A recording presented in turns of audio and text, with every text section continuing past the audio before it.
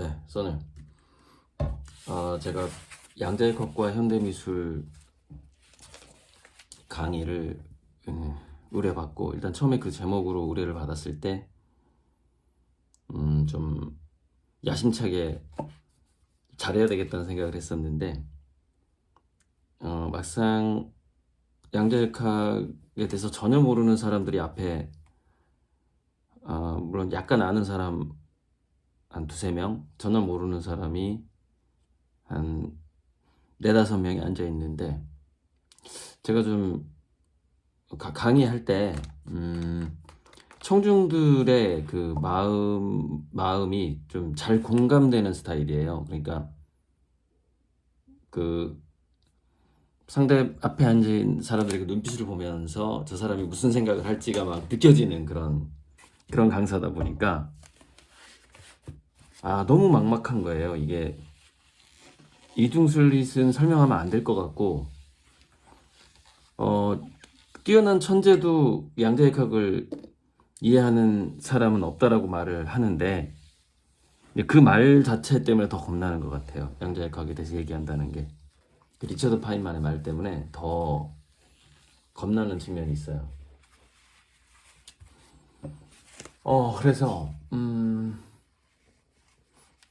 제가 양자역학을 얘기하면서 뭐 성경 말씀도 가끔 얘기하고 하는 이유가, 이제 그게 좀 대중들이 기존에 알고 있는 것들을 양자역학적으로 해석을 해보고 싶은 거죠. 그러면은 그게 또 쉽지 않을까.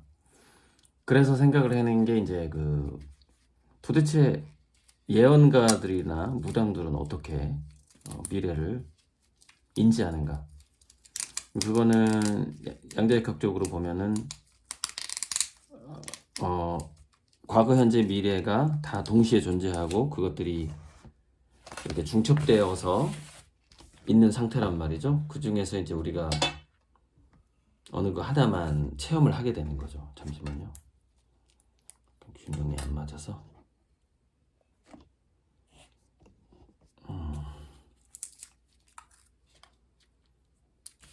그래서 무아의 상태, 또 자신이 아닌 상태가 될수록 우리는 다른 현실, 그러니까 다른 평행우주, 다른 다중우주에 대한 감각을 더 폭넓게 갖게 되는 것이고, 그것이 이제 예언의 원리고, 그리고 에고가 약한 동물이나 짐승들이 그들의 그 떼지능 같은 거, 집단지능, 동물들의 집단지능 같은 게 정말 대단하거든요. 고구마 씻어 먹는 원숭이 같은 것도 일종의, 그렇게 빨리, 인간 같으면 아마 그렇게 안 될 텐데, 원숭이니까 큰 섬에서 한쪽 해변에 사는, 서로 만난 적이 없어요. 그 원숭이들이 만난 적이 없는데, 원숭이 한 명이 고구마를 씻어 먹기 시작하면은, 그 이제 일본에서 했던 실험인데 6개월 내에 이제 그 고구마 씻어 먹는 바닷물에 씻어 먹는 방법이 모든 원숭이가 따라하게 되는. 아마 그거는 원숭이이기 때문에 가능하지, 인간들은 그렇게 빨리 전파되지 않을 거예요. 왜냐면은 인간들은 에고가 더 강하기 때문에 그 양자장, 이 파장을 공유하는, 동시에 느끼는 성향이 인간들은 더 약한 거죠. 동물은 더 강한 거고, 그것이 그 파장을 공유하는, 훨씬 더 겸손하면서 훨씬 더 감각이 열려 있는 거죠. 동물들이. 그것이 하등으로 내려갈수록 더 그럴 수 있는 거고, 그만큼 장단점이 있는 거고. 그렇기 때문에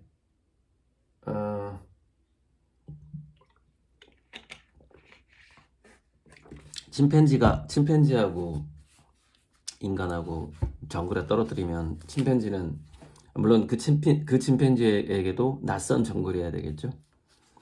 침팬지는 살아남지만 인간은 빨리 이렇게 오래 살아남지 못하는, 그런 부분도, 그거는 이제 동물과 인간의 차이도 있겠지만은, 그것도 하나의 중첩된 차원을 얼마만큼 느끼느냐와 그 생존 살아남느냐와 관계가 된다고 생각을 하고, 그래서 그 강의 중에 제가 양자 중첩, 그러니까 우리가 자기 자신, 에고와 자기 자신이 아닌 것을 왔다 갔다 하는, 자기였다가 또 자신이 아니었다 하는 그런 사고, 그런 생각을 해볼 필요가 있다라고 말하면서, 이것은 실은 생존을 위해서 그렇다 이렇게 말을 했는데, 이게 세상이 굉장히 빨리 변해가고 급변해 갈수록 우리가 어떤 특정 관점에 갇혀 있게 되면은 적응을 못하고 위험에 빠지게 되는 거죠. 그런데 더 다양한 중첩 세계에 대해서 감각이 열려 있다면 그런 거예요. 왠지 모르게 이 길로 가면 안 될 것 같아, 이 느낌이 이제 오는 거죠. 왠지 모르게 저 사람하고 사귀면 안 될 것 같아, 뭐 그런 것처럼. 이제 그런 감각들이 생기는데, 그런 감각들이 뭐냐면 직관력 같은 건데, 언제 좀 효과를 많이 발휘하냐면은 그런 감각들이 예상치 못한 위기 상황에서 참 생사를 가르는 경우가 많아요. 사실 그 예전에 세월호 때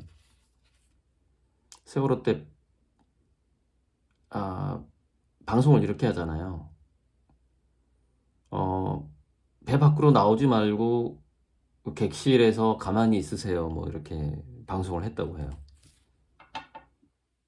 근데 그 이야기를 듣고 몇몇 학생들은 안 나가면 큰일 나겠다라고 느꼈다라는 것이죠. 그래서 그때도 참 거기에 대해서 말들이 있었어요. 너무 수능시키는 교육 때문에 애들이 많이 죽었다 이런 말이 있거든요. 근데 그 중에 몇 명은 왜 나가야만 한다라는 감각을 느꼈을까요?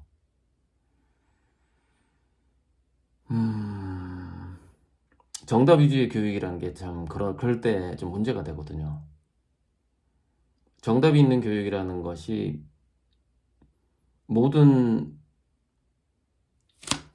중첩 상태, 어떤 이 세상의 중첩 상태와 가능성의 상태 중에서 이렇게 무한한 중첩, 전자가 여기 있을 수도 있고 여기 있을 수도 있고 막 확률적으로만 존재하다가 결정적인 한 순간에만 딱 한 군데서 발견되는 이런 교육을 시키지 않잖아요. 우리가 정답 교육이라는 것은 뭐 1번부터 5번 사이에 3번이 답이야, 뭐 이런 거니까. 그래서 그렇게 되면은 누군가 오답을 얘기해줘도 그걸 그냥 정답으로 받아들이게 되는 그런 일들이 생기게 되는 거죠. 그게 이제 우리나라의 정답형 교육에 뭔가 의심을 해야 되는데, 저게 정답일 거라고 그냥 너무 쉽게 생각을 해버리는 거죠. 아무튼 그때도 좀 생각이 나고요. 아무튼 제가 강의 중에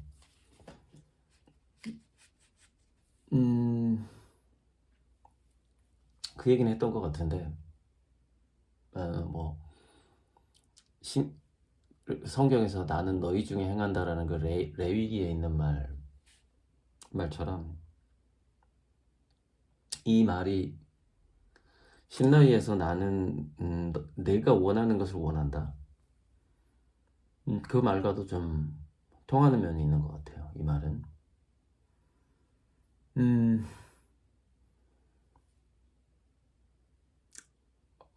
그래서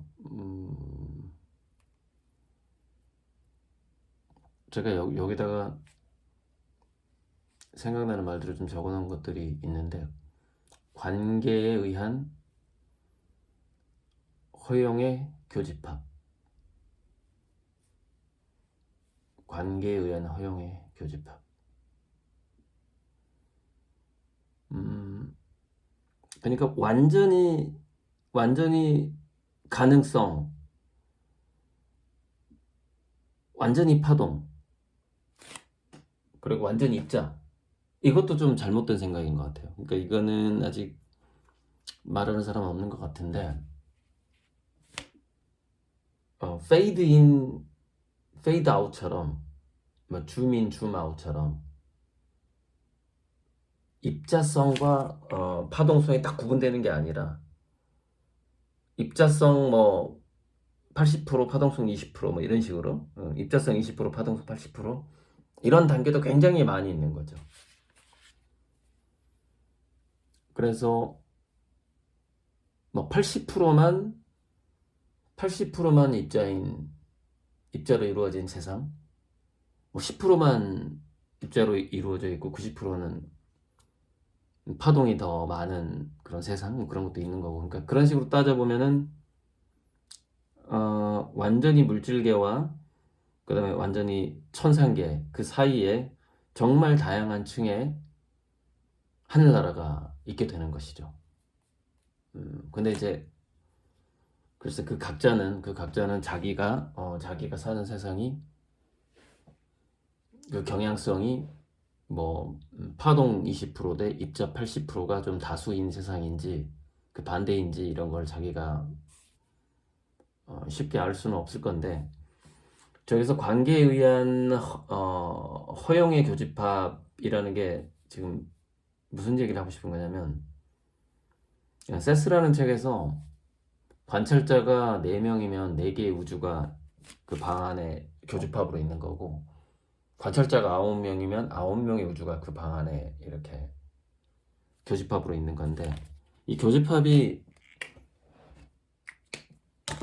한 뭐 복잡하죠. 한 5명만 되더라도 이렇게 교집합이 있는 거 아니에요.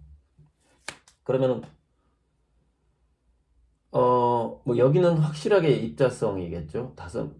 여기는. 근데 여기는 뭐 입자성 뭐 40%대 파동성 60%의 경향성 뭐 이렇게 각 곳곳마다 이 관찰자들의 그러니까 자아성이 다르잖아요.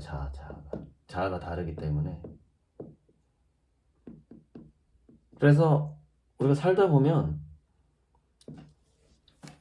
어떤 사람들을 만나냐에 의해서 그 집단에서는 기적 같은 일이 많이 일어나고, 어떤 집단에서는 뭐 전혀 기적이 안 일어나고, 그러니까 내가 어디에 속하는데 누구를 만나느냐에 따라서 이 입자성과 파동성의 퍼센트가 달라지는 거죠. 그래서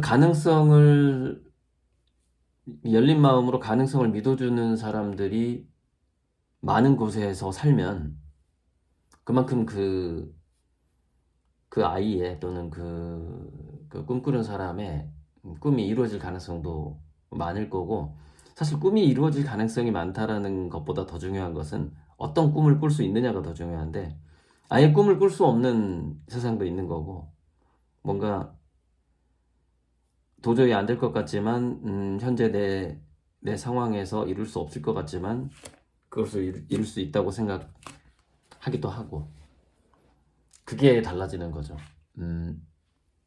내가 관계하는 사람들이 누구냐. 그게 이제 관계에 의한 허용의 교집합이라는 거예요.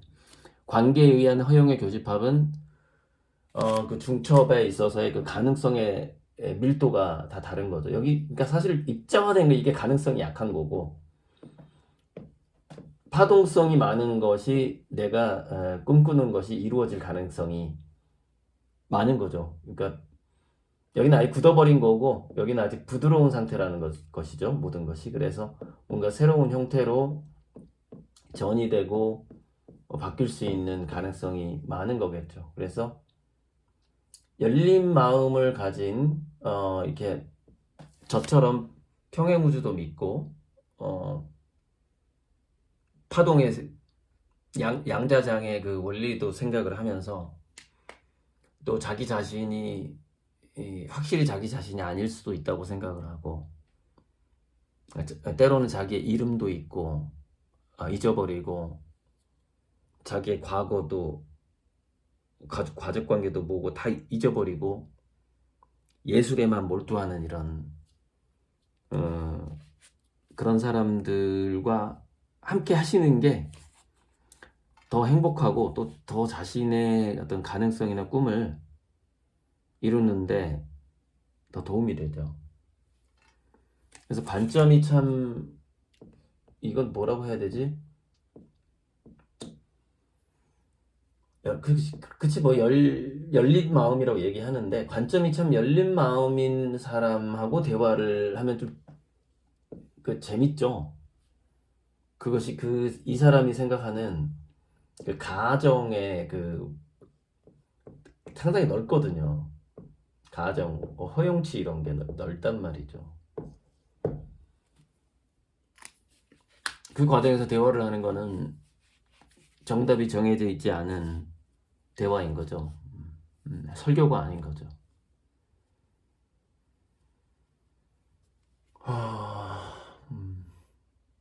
제가 빛결 바람결 그릴 때 바람의 방향도 이렇게 한 방향으로 그리진 않아요. 그 안에서 이렇게 좀 흐름이 있긴 하지만 그 방향성을 좀 다양하게 하고, 그러니까 바람이라는 것은 양자장으로 따지면 어떤 파동의 물결 같은 거죠. 경향성 물결 같은 거. 빛은 관찰에 의해서 그 의도가 입자화된 거예요. 빛결 바람결은 양자장에서 어떤 가능성이 입자화된 순간을 그린 것이기도 해요. 빛결 바람결이라는 그 그림은. 제 그림 자체가 애초부터 제가 추구하고자 했던 게 그 배경의 양자역학이라는 것을 접하면서 거기서 읽었던 여러 가지 이야기들이라든가 신비한 느낌들을 그림에 표현하고 싶었기 때문에 그림마다 다 양자역학적인 해석을 이렇게 해볼 수가 있는데, 제가 하고자 하는 이야기들을 각각의 시리즈마다 조금씩 다른 거죠, 그림이. 슈레딩거가 했던 아주 좀 슈레딩거다운 이야기가 있는데, 슈레딩거가 이렇게 말을 했대요. 생명체에서 세포 분열하는 걸 보고 이것은 환상적인 서술이다 이랬다는 거예요. 근데 이게 제가 영어 원문을 못 봐가지고 영어인지 독일어인지 모르겠지만, 그럼 좀 더 의역을 해보면 이것은 환상적인 스토리다 라고 말했을 수도 있는 거거든요, 슈레딩거가. 그런데 정말 세포 분열을 하는, 세포가 자기 복제해가지고 분열하는 모습을 동영상으로 보면은 정말 마술 같거든요. 말도 안 되는 일이 벌어지는 거예요. 어떻게 이렇게 이럴 수가 있지? 막 이런 생각이 들거든요. 그러니까 슈레딩거가 이건 환상적인 소술이다라고 말을 하는 거죠. 말을 할 수밖에 없는 거죠.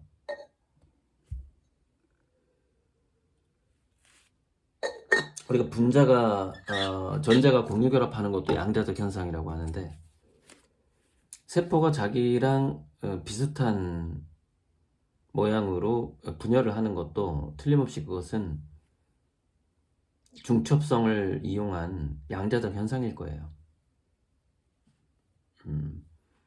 그러니까 그냥 신비한 거죠. 그것을 우리가 세포 분열하는 것을, 생명이라는 것을 완벽하게 논리적으로 해석할 수가 없듯이 세포 분열하는 것도 정말 마법과 같은 일이거든요. 슈레딩거가 왜 이것은 환상적인 소설이라고 말을 했는지, 그럼 과학자들도 그것을 과학적으로 설명할 수가 없는 것이 이게 생명 현상이죠. 그러니까 이런 과학자들의 명언을 얘기하면서 스토리텔링을 하고 싶었는데, 이게 우리 아미고님들을 대상으로 불특정 다수를 대상으로 이야기하는 게 편하지. 처음 만난 청중들한테 이런 얘기를 꺼낼 수가 없는 거예요, 도저히. 왜냐면 과거에 제가 했던 이야기들을 좀 바탕에 깔려 있다는 생각이 들어야 좀 편하게 말할 수 있는데 그렇더라고요. 참 낯선 사람들 대상으로 강의한다는 게. 저 하이젠베르크가 이런 말을 했어요. 예술은 개념화인데 개념은 실제와 다르다. 예술은 개념화인데 개념은 실제와 다르다. 그러니까 이게 피카소가 했던 말이랑 너무 비슷한 거예요. 예술은 진실을 보여주는 사기다. 예술은 진리를 볼 수 있게 해주는 거짓말이다. 이런 얘기잖아요. 그래서 그러니까 예술이라는 거는 하나의 그 어떤 최초의 뜻을 추구하는 것? 제가 아까 양자의 그 밑바탕에 있는 그 정보의 패턴, 정보의 패턴을 제가 전에 강의해서 그것이 정의다, 이렇게 뜻이다, 이렇게 말한 적 있잖아요. 그리고 참진자를 제가 잘못 썼더라고요. 이렇게 해서 이렇게 써야 되는데 한자를 이렇게 써야 되는데 한자를 너무 안 써보다 보니까 너무 안 쓰다 보니까 이 쉬운 것도 조금씩 헷갈리더라고요. 그래서 우리가 예술이라는 것은 이런 거예요. 추상 미술이 참 좋은 거는 어떤 개념을 보여주잖아요. 이렇게 어떤 사물을 그려서 보여주는 게 아니잖아요. 제가 그리는 눈동자의 우주 보면 점점점 실제 없잖아요. 별에서 꽃까지 뭐 별이 그렇게 보이지도 않고 제가 그리는 것처럼 그렇게 꽃처럼 보이지도 않고 어떤 개념을 거짓말로 이렇게 좀 예쁜 거짓말로 이렇게 보여주는 건데 그런 어떤 그림의 다양한 표현, 다양한 개념을 본다라는 게 작가가 설정한 어떤 개념을 본다라는 게 그게 그 또한 우리가 양자적인 중첩을 더 활용할 수 있는 인간이 되게끔 만들어주는 거죠. 그게 또 그림이 가진 힘이라고 생각하고 제가 사주보완 그림을 그리고 해서 이렇게 선물했을 때 그 사람들의 질병도 낫고 하는 이유가 그것은 1차적으로는 뭐 플라시보 효과도 있을 것이고 그렇게 믿으니까 그 사람이 긍정적으로 받아들여 주니까 그런 효과도 있겠지만 분명히 그거는 양자장의 변화를 주게 되거든요. 양자장이 뜻이니까 뜻을 담았으니까 그림에 양자장 자체가 그러니까 이 우주 양자장 자체가 그냥 신의 생각이라니까. 신의 생각, 신의 뜻이에요. 그래서 그 신의 뜻만큼 우리가 거대하진 않지만은 그 작은 뜻들을 우리가 서로 이렇게 갖고 있고 그래서 신의 거대한 뜻과 우리 인간의 신의 반영이긴 하지만 좀 축소되고 좀 왜곡되고 굴절된 빛이지만 우리가 신은 모든 빛이라면 우리는 보라색일 수도 있고 빨간색일 수도 있고 이런 그런 좀 협소한 파장이 협소한 빛일 텐데 그 어떤 우리 나름대로 뜻을 가지고 있는 거죠. 모든 인간들도. 그래서 그 신의 뜻과 모든 인간들의 뜻들이 서로 이렇게 가정의 교집합을 이루는 거죠. 관점의 교집합. 의식과 뜻의 교집합을 우리가 이루었는데 그 우리의 뜻이 그렇게 큰 차이가 없기 때문에 우리가 이렇게 이런 물질들을 만질 수 있고 커피를 마실 수가 있는 거죠. 하지만 이것이 꼭 실제라고 볼 수는 없는 거예요. 이건 관점과 가정에 허용된 그러니까 관점과 가정의 교집합 내에서 하나의 허용된 우연한 현상일 뿐인 거죠. 이런 물질 자체도.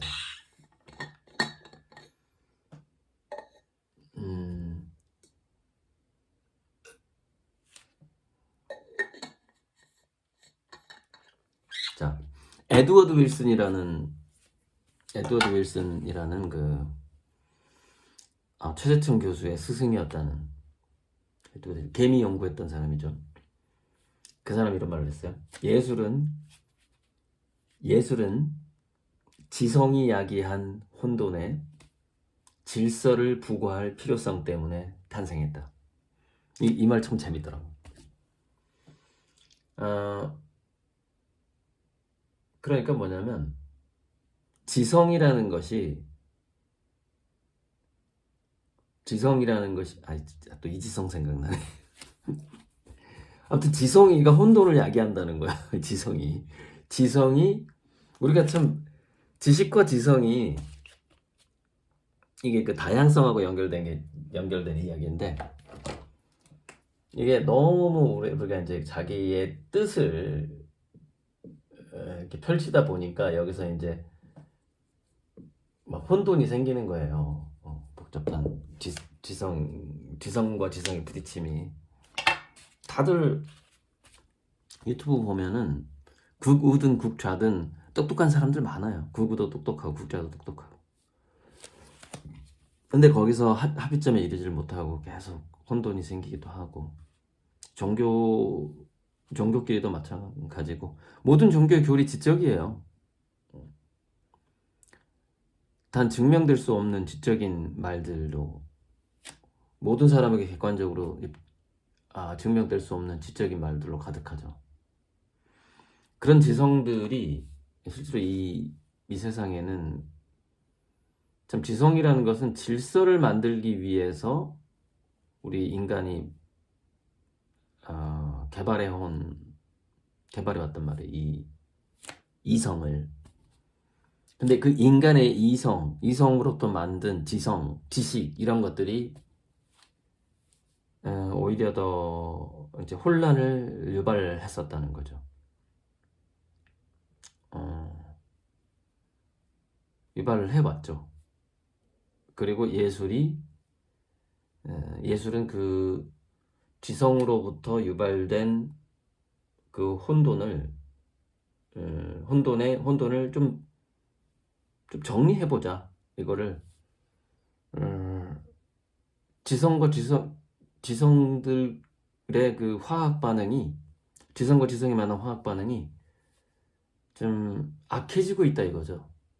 악해지고 있어서 그 혼돈을 한번 정리를 해보자 라고 하면서 예술이란 형태로 그런 이야기를 하는 거예요.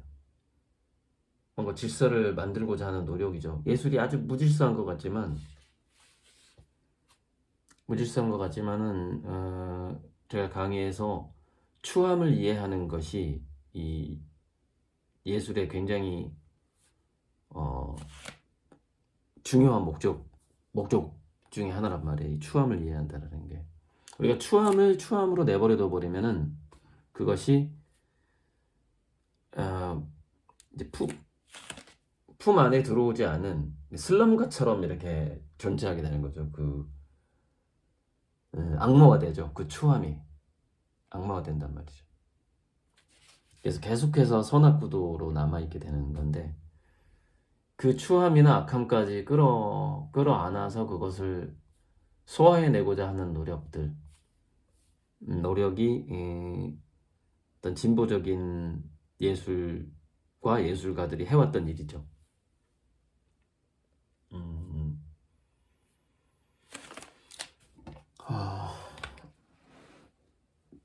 제가 이번 양자물리학 강의에서 제 자신도 가장 기뻤던 거는 그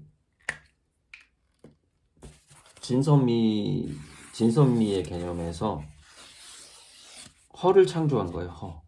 이거는 뭐 제가 어디서 들은 내용이 아니고 제가 창조한 거예요. 이그 네 개의 원에서 이거 허가 반드시 필요하구나 이거를 그래야만이 이 지금까지의 어떤 인간 지성의 역사가 설명도 되고 또 마땅히 양자역학 시대에는 이 허라는 허구 또는 허용의 이 교집합이 없이는 이제 좀 정리가 안 될 것 같다 그런 생각이 들었죠.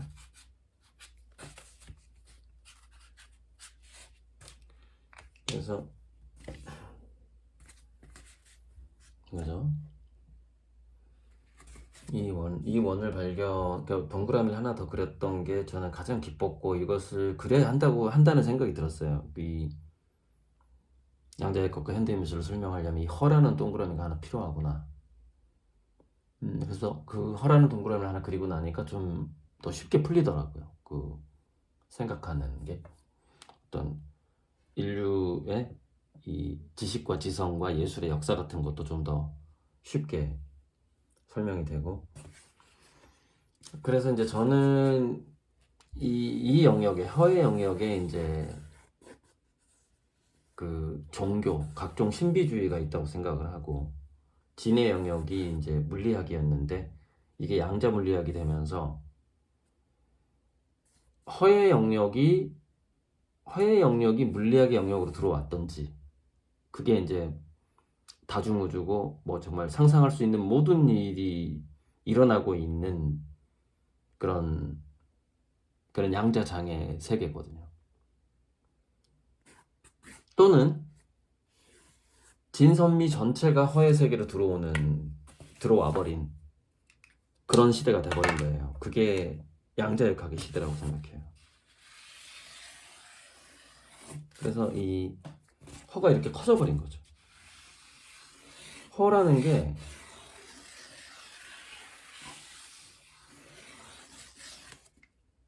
모든 진선미가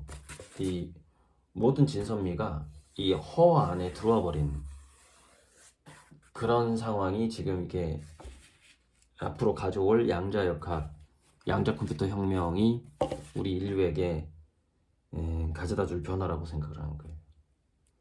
이런 걸 다 이제 사람들이 느끼고 이야기하고 그렇게 하기 시작할 것이다.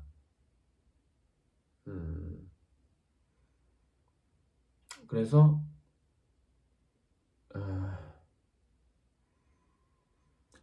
아무튼 그럴 것이다. 그리고 제가 이제 좀 또 하고 싶었던 얘기 중에 지금 못한 걸 좀 얘기를 하고 싶었는데 이제 그 상대성 이론이라는 것은 피카소가 입체주의, 입체파로 한 거고 그거는 이제 다양한 시간성이죠. 다양한 시간성. 상대성 이론 피카소는 그래서 이렇게 옆모습과 앞모습을 이렇게 같이 그린 이렇게 옆모습과 앞모습이 같이 있는 이게 시선이 이렇게 움직이는 거거든요. 옆에서 보다가 옆에서 본 시간, 앞에서 본 시간, 그리고 지나간 시간, 뒷모습, 뒤에서 본 시간, 이 세 개의 시간을 이 다시간성을 그림 하나에 딱 집어넣은 거란 말이에요. 그게 피카소의 입체파란 말이에요. 그게 다시간성이죠. 다양한 시간성이 그 그림 안에 들어가 있는 거예요. 근데 그 상대성 이론하고 양자역학은 주로 이제 미시 세계를 다룬다고 하고 상대성 이론은 거시 세계 우주를 다룬다고 하고 그래서 우리가 우주선을 이렇게 달에 보낼 때 상대성 이론 그런 거를 계산에 더 많이 들어간다고 하죠. 시간에 대해서 이렇게 계산을 하고 물론 양자역학도 쓰인다고 하는데 다 한꺼번에 쓰이죠. 이 경우에는 이게 더 많이 쓰이는 거고 거시적인 경우에는, 미시적인 경우에는 양자역학이 더 많이 쓰이는 거고 그런 건데, 그 중간, 그 미들의 영역, 중간의 영역이 바로 생명의 영역인데, 생명의 영역에서 그래서 카오스 이론이 많이 쓰이는 거예요. 큰 세계 상대성 이론, 중간 세계 카오스 이론, 미시 세계 양자역학 이렇게 쓰이는 거죠. 그래서 저는 제 그림은 미시 카오스 이론 중에서 작은 세포 단위, 그게 이제 꽃행성 같은 느낌인 거죠. 세포 단위에서부터 아래쪽으로, 그러니까 피카소가 카오스 이론에서 이 위쪽을 그렸다면 저는 이 카오스 이론 중심에서 이 아래쪽을 그리고 있는 거예요. 제 그림은, 피카소는 다시간성을 그리는 거지만 제 그림은 다차원성을 그리는 거예요.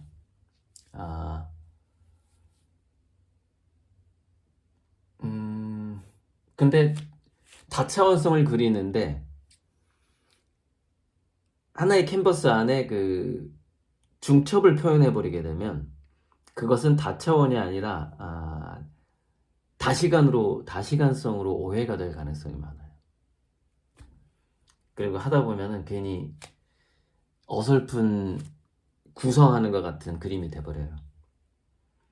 그래서 그렇게 해가지고서는 이거는 피카소의 다시간성으로 오해받을 수밖에 없겠구나라는 그런 걸 느꼈고, 그래서 딱 눈동자 하나의 우주 이거를 그냥 여러 개 그려서 전시하는 게 낫겠다는 생각이 들어요.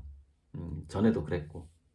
그래서 오히려 저는 그 고양이 눈동자에 다리 하나 딱 있었던 것, 그것이 그 최초에 제가 그린 눈동자의 우주 그림인데, 그것을 다시 제가 재현을 할 거예요. 이 올해 전시에는 좀 여러 개를. 그래서 저는 그 참 고요했던 야생 고양이, 친구가 한 명도 없이 외롭게 숲속에서 또는 산에서 달을 쳐다봤던 그 푸른 눈에 그 고양이가 아직도 이제 그 제가 그렸던 첫 번째 눈동자의 우주 그림이 계속 제 가슴을 설레게 하죠. 그걸 생각해 보면은 지금도 설레요. 그 제가 첫 번째 그렸던 그 그림에 대해서 그 느낌을 갖고 있어요. 그래서 피카소는 다시간성을 그렸고 다차원까지는 가지 못했어요. 피카소는. 그래서 제 그림보다 한 수 여러 수 아래인 거예요. 어떤 물리학의 역사에 우리 인류 지성사의 역사를 보면 피카소 그림이 고래들보다 훨씬 몇 수 아래다. 네. 제가 고래들 그림을 일단 탁월하다는 걸 믿으소서 강의에서 했듯이, 그래서 저는 다차원성을 그리는 것이고 눈동자를 하나만 그리고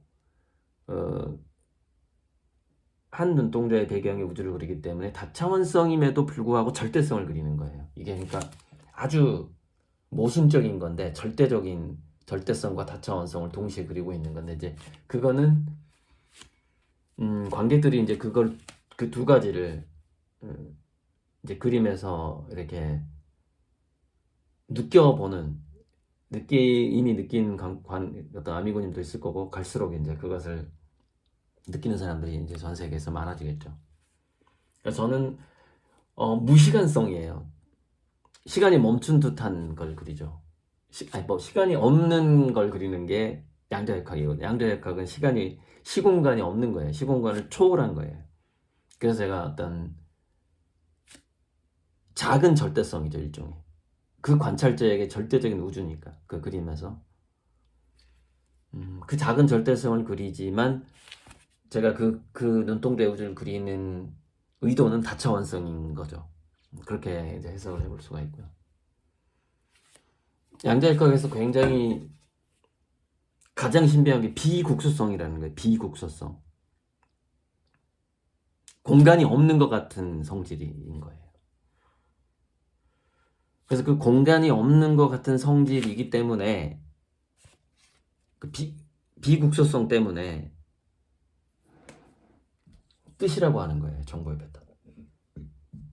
생각에는 우리가 공간을 상상할 수는 있지만 생각 자체는 공간이 없잖아요. 생각 자체는.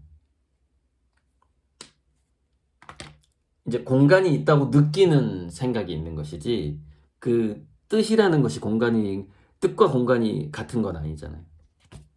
이 뜻 속에는 공간이 있어라는 생각은 있죠. 공간이 있네, 시간이 있네라는 생각은 있겠죠. 그리고 그걸 우리가 지금 그렇게 경험을 하고 있는 거고. 그러나 이 뜻 자체가 공간이고 뜻 자체가 시간은 아니라는 거예요. 그래서 저는 이 뜻 자체를 그리기 때문에 절대성을 그리고 있다는 것이죠. 이 뜻 자체를 그리는 거기 때문에. 뜻을 그리는 거예요. 그러니까 제 그림을 보면 그냥 눈동자 어디 감탄사가 이렇게 나와야 돼요. 뜻! 거리들 그림을 볼 때 감탄사. 뜻이 아니라 뜻! 뜻을 그렸구나. 뜻! 그것이 작은 생명체의 뜻이든 어떤 벌레의 뜻이든, 근데 벌레의 눈동자도 그릴 거니까 외계인의 뜻이든 또는 신의 뜻이든 누구의 눈동자인지 모르겠지만 그 사람의 뜻을 그린 거예요. 그 존재에. 이 뜻 자체를 그린 거죠. 즉 양자장 아주 작은 미시세계의 그 출발, 그 이유철 박사가 말했던 그 카우자, 원인자, 그 카우자, 이 카우자하고 뜻은 좀 유사하죠. 정확히 같은 것 같지는 않은데 유사한 것 같아요. 카우자, 뜻, 이걸 그리는다. 그 최초라고 말하면 안 되고 시작과 끝이 없는 절대성이죠. 무시간성이니까 이거는. 그런 거를 내가 그려냈다. 그걸 그리고 있다. 나는 제 스스로의 감동이 있는 거죠. 제 그림에 대해서. 그래서 제 그림을 낯선 사람들한테 칭찬을 하기에는, 이런 말을 하면서 칭찬을 하기에는 좀 분위기가 도저히 아니었다. 그 강의 분위기가 도저히 이런 식의 언어가 나올 수가 없는 그런 분위기였죠. 우리 아미고님들은 이렇게 얘기할 수 있지만, 그래서 다원성과 다향성의 양자역학 시대에는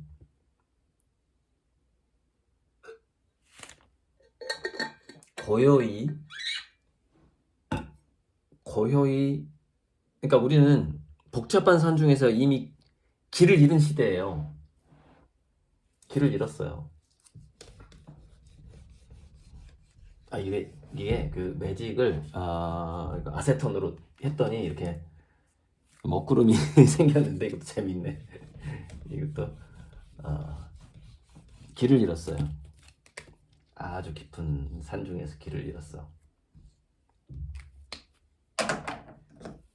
방법은 저 꼭대기에 올라가서 조망을 해서 내가 어떻게 해야 내가 집으로 갈 수 있는가, 이 산 꼭대기로 올라가든지, 이건 참 어려운 길이고, 아니면은 물길을 따라가야 돼요. 비가 왔을 때 물을 계속 따라가야 돼. 물은 강을 따라서 바다로 가겠죠. 그 바다로 가다 보면은 내가 원래 살던 집을 찾을 확률이 높고, 또는 버스가 지나가는 도로가 나오겠죠. 그래서 물을 따라가든 산 정상으로 올라가는 선택을 해야 되는 건데, 그때 산속에서 길을 잃었을 때 산 정상으로 올라가고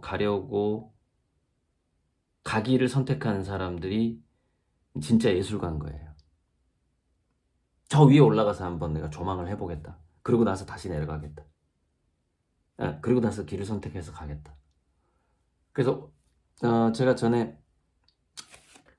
그 컵에다가 등산로의 비유를 했어요.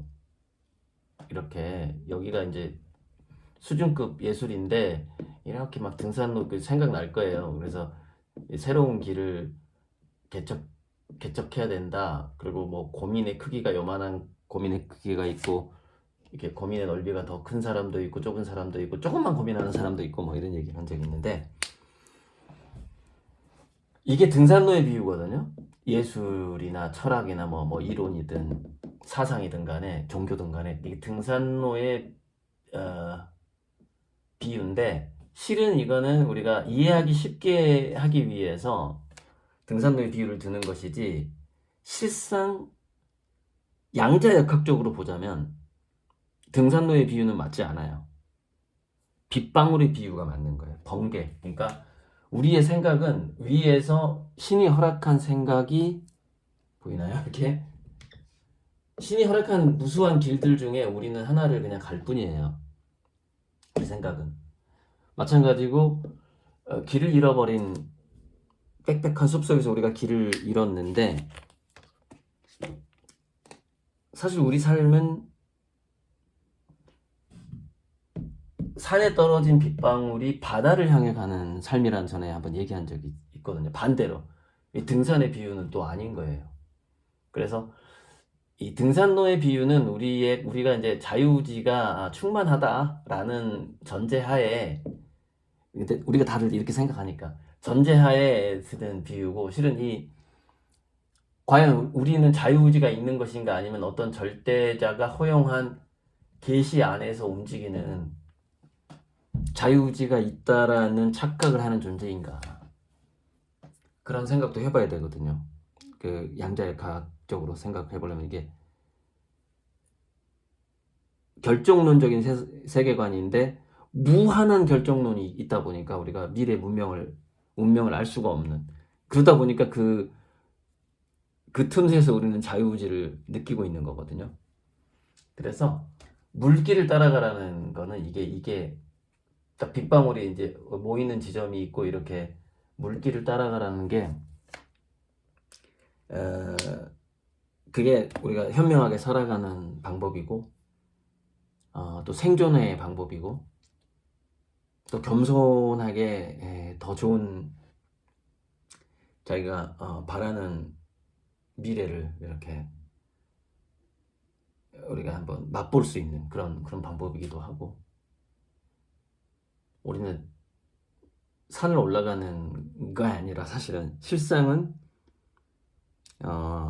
바다로 향하는 거죠. 우리는 산 밑에서 태어나서 산을 올라가는 삶이 아니라 산 위에 떨어져서 바다로 흘러가는 그 물의 삶을 모든 인간들이 살고 있는 거죠. 어디에 떨어졌느냐가 이제 그게 사주팔자 같은 거죠. 사주팔자나 사회적 지위나 부모님이나 내가 빗방울이 어디 떨어졌냐 이거예요. 그러면 이 사람은 이렇게 바다로 갈 거고, 이 사람은 이렇게 가다가 이렇게 바다로 갈 거고, 거기에서 정해진 강이 있는데, 강의 넓이가 있는데, 그 빗방울이 그 강의 넓이에 가운데로 흘러갈지 바다로 갈 때, 아니면 그 가다가 이렇게 강물이 흘러가다가 바위가 있어가지고 거기서 계속 맴돌지, 이렇게 계속 여기서 좀 맴돌다가 이렇게 갈지, 그런 것들이 이제 인생의 사람마다의 차이고, 우리가 마치 자기가 강물을 헤엄치는 것 같은 그 작은 물방울이 우리 자아라고 생각해봐요. 작은 물방울이 이제 쫄쫄쫄 시냇물을 지나서 이제 하천, 강까지 왔는데 꼭 지가 헤엄친다고 착각을 하는 거죠. 그것이 자유의지에 대한 착각인데, 어쨌건 마음을 비우고 기도를 하자고요. 마음을 비우고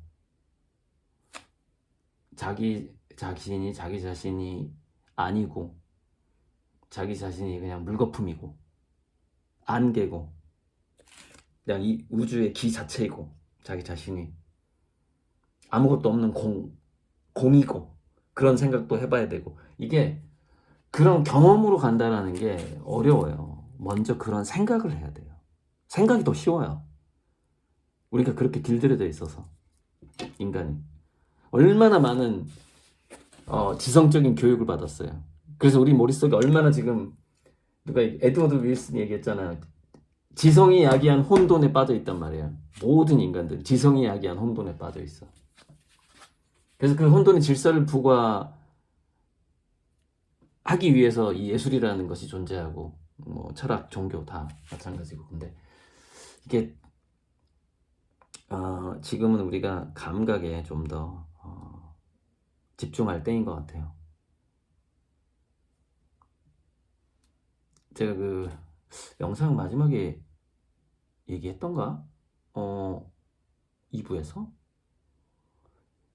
예술 경영이라는 것은 굉장히 찍힌 것 같아요. 제가 찍은 영상을 제가 다 아직 안 봐가지고 지름길이면서도 고속도로다. 이 예술을 이해해 간다라는 것이 특히 탁월한 예술과 그 작가가 그 그림을 그 퍼포먼스를 그 조각을 왜 했는지를 이해해 간다라는 것이 빠르면서도 고속도로다 이런 얘기를 했고 책을 통해서 우리가 어떤 원하는 어떤 경지에 이른다라는 것은 정말 꼬부랑 할머니가 고갯길 넘어가는 것처럼 힘든 일이에요. 그러니까 그거를 하지 말라는 얘기는 아니고 책을 통해서 인문학적인 소양도 쌓아가되 지금 시대는 이게 워낙에 빨리 변하는 시대라서 좀 지름길이면서도 고속도로가 필요해요. 모든 우리가 삶의 경영에 있어서 꼭 회사를 운영하고 마케팅을 하고 그뿐만이 아니라 정말 우리의 일신을 한 이 육체를 가지고 이 삶을 경영해 나간다는 것 자체도 상당히 지금은 너무 세상이 빨리 변해서 그래서 모든 진리와 기술과 아름다운 모든 것을 이 허라는 것이 우리 삶의 하나의 특성과 일부분을 차지하는 것이 아니라 이 허라는 것이 실은 진선미를 이미 먹어버린 시대를 살고 있고 이것이 바로 양자의 각기 시대다. 곧 이제 이런 영적인 각성이 이제 전 세계에 아주 폭발적으로 드러나겠죠. 또 제가 강의 때 하고 싶었는데 못한 것들이 있나 좀 보는 거예요. 제가 했던 좀 있긴 있구나 또. 메두사의 시선과 마이다스의 장갑 얘기를 좀 하고 싶은데 메두사는 거울을 보고 자기 스스로 돌이 돼버렸잖아요. 그러니까 우리 메두사의 시선이라는 것은 에고를 가진 관찰자가 무한한 가능성의 파장을 딱딱한 입자로 만들어 버리잖아요. 그래서 우리 모두는 사실 메두사의 시선을 갖고 있다는 거예요. 메두사의 시선을.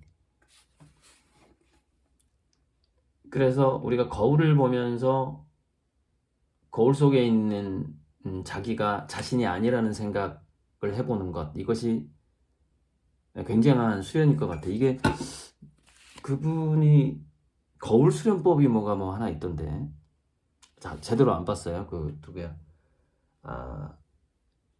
와칭 저자의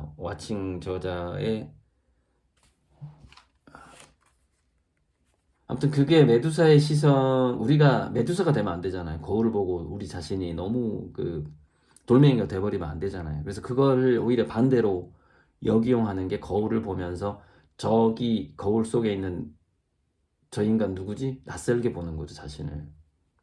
그것도 아주 좀 재밌는 수련법이거든요. 그 공부법 같은 거죠. 거울, 와칭. 그 사람은 거울 수련을 어떻게 하는지 나 책을 다 안 봐가지고 나중에 또 한번 알려드릴게요. 그 간단한 검색으로 나오나? 거울 명상이네. 세상은 나랑 좀 생각이 다를 것 같은데 인식 수련, 회광 반조 수행법, 대상과 주체 간의 이원성을 깨뜨리기 위한 수행 방편입니다. 거울에 비견되는 인식의 구조를 역으로 뒤집어 거울 속 세상에서 거울 바깥으로 나가기 위한 고급 수행 방편입니다. 그것이 거울 명상입니다. 내 생각, 역시 제가 생각하고 다르네요. 저는 제가 생각하는 거울 수련법은 이게 아니에요. 오히려 거울 안에 있는 자신을 낯설게 자기가 아니라고 보는 거를 지금 저는 얘기하는 거. 그게 메두사의 시선을 한번 시선에서 가져오는 방법이고, 마이다스의 장갑은 뭐냐면은 이 모든 것을 황금으로 만들어 버리는 것에서 우리가 장갑을 껴야 되는데, 이것이 자본주의의, 그러니까 자본주의는 자꾸 우리 사고방식을 마이다스로 만들어버렸단 말이죠. 모든 걸 수익화 시키려고 하고 모든 것을 돈으로 만들려고 한단 말이죠. 그럼 우리에게는 그 마이다스는 결국 불행해졌잖아요. 자기 먹는 음식도 황금으로 변해서 먹을 수가 없었고 자기가 사랑한 딸도 황금 동상으로 바뀌어버렸잖아요. 그래서 우리는 그 마이다스 내가 정말 만지고 싶은 딸은 금이 되면 안 되잖아요. 그래서 나는 어떤 장갑을 껴야 되냐 이거예요. 마이다스의 장갑. 이 자본주의 사회에 모든 걸 금으로 만들고자 하는 수익으로 만들고자 하는 거기서 또 벗어나는 수련이 필요하단 말이죠. 메두사가 돌이 되지 않기 위한 거울. 내가 만지는 모든 것을 금으로 만들어 버리지 않도록 하는 나는 과연 어떤 장갑을 껴야 할 것이냐. 그래서 예술이라는 것은 바로 그 메두사의 시선에서 벗어나게끔 하는 것이 예술이고 마이다스에게 장갑을 끼워주는 게 예술이라는 거예요. 그리고 특히 제가 그리는 그 그림은 그 무시간성, 무공간성, 다차원적이지만 또는 아주 절대성과 어떤 고독함, 뭐 그런 부분들을 보여주면서도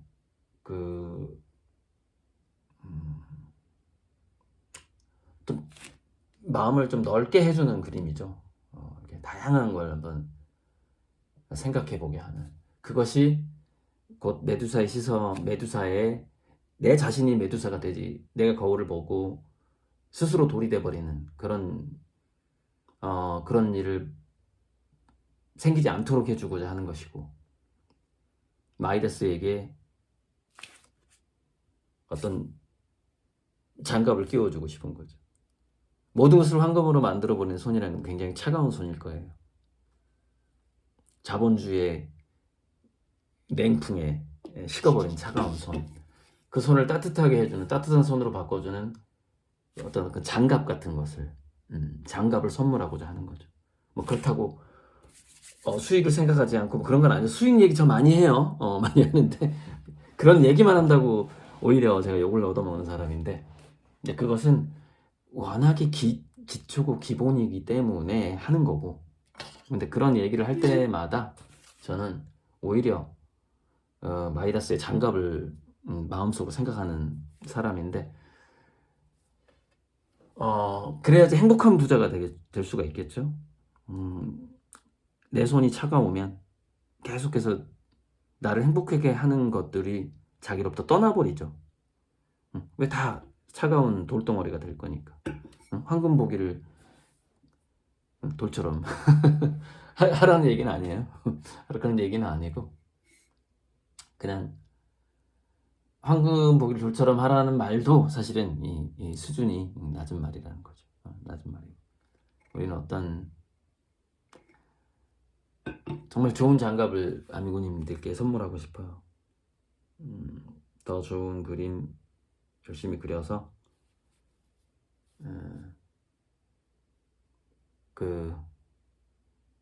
그것이 손을 따뜻하게 해주는 마이다스의 장갑 그리고 메두사를 돌로 만들지 않는 신비한 거울 무한한 거울 그래서 한정된 가능성에 자기 자신을 비추는 것이 아니라 무한한 가능성을 자기 자신의 무한성을 보게 해주는 거울 그런 거울로서 또 따뜻한 따뜻한 마이다스 장갑 별에서 꽃까지 같은 그림이잖아요. 그 다음에 별꽃처럼 이렇게 좀 그 다음에 차가운 블루문 시리즈 푸른 달 고양이 눈에 파란 달 이런 것이 이제 그 무한성의 거울 같은 거죠. 메두사의 시선을 벗어날 수 있는 무한성의 거울이고 알록달록하고 막 컬러가 있고 마이다스의 장갑 같은 거죠. 별에서 꽃까지 뭐 이런 그림들 꽃행성 뭐 이런 그림들 자, 오늘은 뭐 제가 하고자 뭐 이런저런 수다 떨고 싶었던 것들을 다 이렇게 그냥 다 말할 수 없었던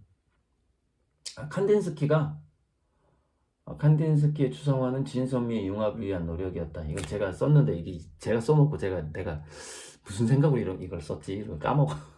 자기가 메모이고 자기가 까먹어. 생각이 날아가 버리죠.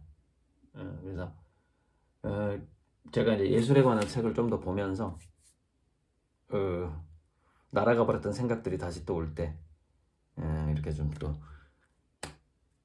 미술 수다를 떠는 또 때가 오겠죠. 이렇게 정말 숲속을 헤매듯이 제가 수다 떨었습니다. 써니, 1시간이나 있네, 써니.